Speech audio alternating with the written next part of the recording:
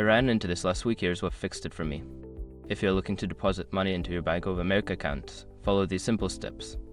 Step 1. Locate your Bank of America branch. Find the nearest Bank of America branch using the bank's website or mobile app. You can also check for ATMs that accept deposits. Step 2. Prepare your deposit. Gather your cash or checks and fill out a deposit slip if required. Make sure to endorse any checks on the back. Step 3. Use the ATM or teller. If using an ATM, insert your debit card and select the deposit option. For a teller, hand over your deposit slip and funds. Step 4. Confirm your deposit. If using an ATM, follow the prompts to confirm the amount you're depositing.